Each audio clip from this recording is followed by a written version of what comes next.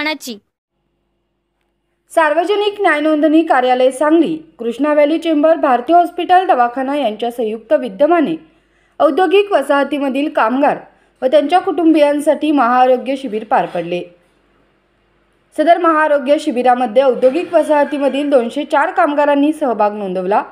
सदर शिबिराचे उद्घाटन सार्वजनिक न्याय नोंदणी कार्यालय सांगलीचे धर्मादाय उपायुक्त डॉक्टर मनीष पवार, सहाय्यक धर्मादाय उपायुक्त प्रियांगिनी पाटील, धर्मादाय निरीक्षक सचिन पाटील, भारती हॉस्पिटलच्या मुख्य अधिष्ठाता डॉक्टर सारा धनवडे, वैद्यकीय अधीक्षक डॉक्टर अजित जोशी, श्वेता कुलकर्णी, तोडकर सर यांच्या हस्ते करण्यात आले। सदर शिबिरामध्ये अस्थिरोग, वैद्यकशास्त्र, नेत्ररोग, दंतरोग, स्त्रीरोग, होमिओपॅथी, आयुर्वेदिक शल्यचिकित्सा, व्यसन मुक्तीवरील उपचार, कर्करोग इत्यादी विभागाकडून येणाऱ्या लाभार्थी यांना उपचार व औषध देण्यात आले। कामगारांना धनुर्वाताची लस व स्त्रियांना अँटी कॅन्सरचीही लस देण्यात आली। सदर शिबिरासाठी जिल्ह्यातील 9 हॉस्पिटलनी सहभाग नोंदवला।